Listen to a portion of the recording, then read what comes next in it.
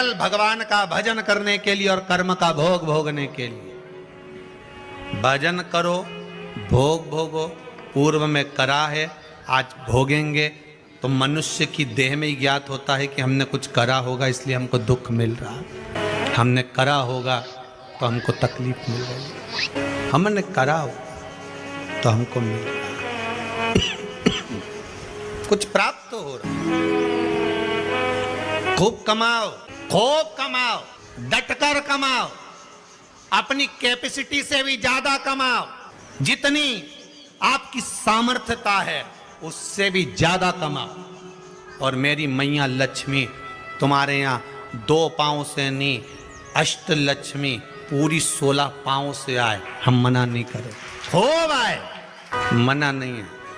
पर उस कमाई में भगवान से प्रार्थना करना कि धन आए तो अभिमान मत आने देना, अहंकार ना आए, बस इतना ध्यान रखना। लाल चंदन का जो जल होता है, ये व्यक्ति के जीवन में जो धन कहीं रुक गया, अटक गया, नहीं दे रहा, बेलपत्री के वृक्ष के नीचे, जड़ के नीचे सिंचन करने से वो प्राप्त होता है। अथर्ववेद में, छंदो ज्ञान उपनिषद में, दोनों में, अथर्ववेद में भी वर्णन है और महाराज वर्णन किया गया कि पीपल के वृक्ष की जो जड़ होती है, बेलपत्री के वृक्ष की जो जड़ होती है और आंवले के वृक्ष की जो जड़ होती है, इसके नीचे स्वर्ग का निवास होता है। किसका निवास है? स्वर्ग का निवास है।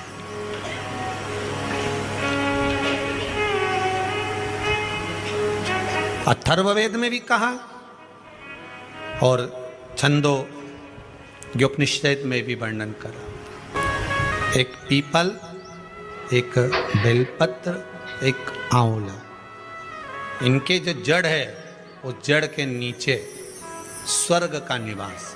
ये जहां लगे, बस एक बात का ध्यान रखिए उसके लिए कि जहां पर ये वृक्ष होता है और उस वृक्ष के नीचे बैठकर हम जब किस जल का सिंचन कर रहे हैं, जैसे अभी आपको कहा था कि जल में अगर लाल चंदन मिला हो और आप बेलपत्री के जड़ में सिंचन कर रहे हैं तो लक्ष्मी की आवक बढ़ेगी।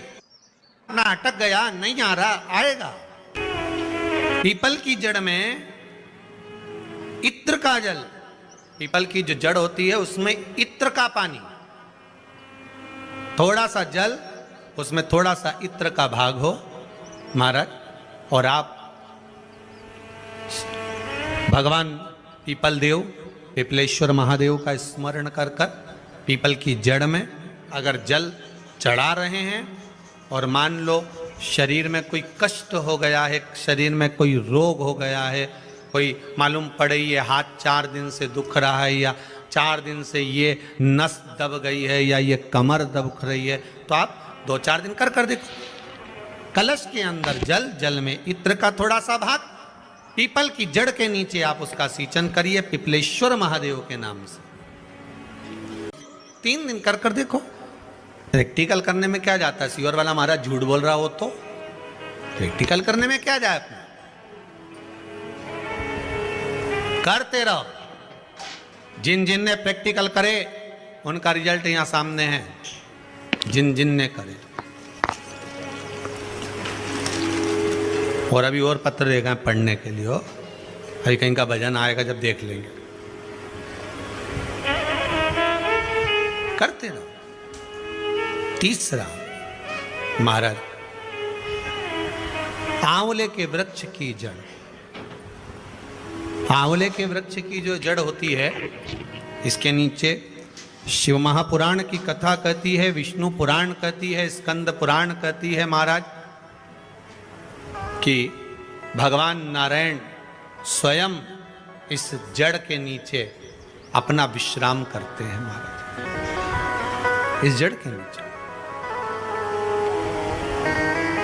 प्रयास करा करो, 1 चुटकी हल्दी, कितनी? मात्र एक चुटकी हल्दी। आंवले के वृक्ष के नीचे भगवान हरि हर महादेव, कौन से महादेव हैं?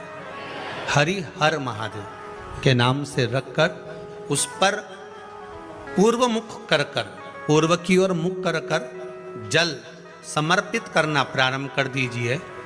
आप अगर प्रयास करेंगे शुक्रवार की शुक्रवार करें या नवमी की नवमी करें, अष्टमी की अष्टमी करें, प्रदोष की प्रदोष कर लें, सोमवार की सोमवार कर लें, तो आंवले की जड़ के नीचे अगर हमने हल्दी रखकर जल का भाग समर्पित करा है पूर्वभिमुख होकर, तो अगर व्यापार नहीं चल रहा है, एक हफ्ता हो गया बैठे हुए हो, कोई ग्राहकी नहीं है, तो एक बार करो, दूसरी बार करने जाओगे तो आप अपने आप दौड़ कर जाओगे कि मेरा एक हफ्ते से व्यापार अच्छा चल रहा है।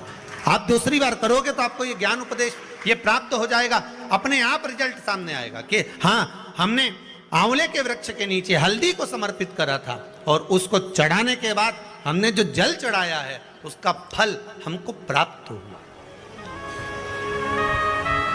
उसका फल हमें मिला है, उसका फल हमें मिलेगा। कोई भी क्रम करे, हम फिर कहेंगे, फिर निवेदन करेंगे, कुआं खोदो, एक जगह खोदो, पानी निकलेगा।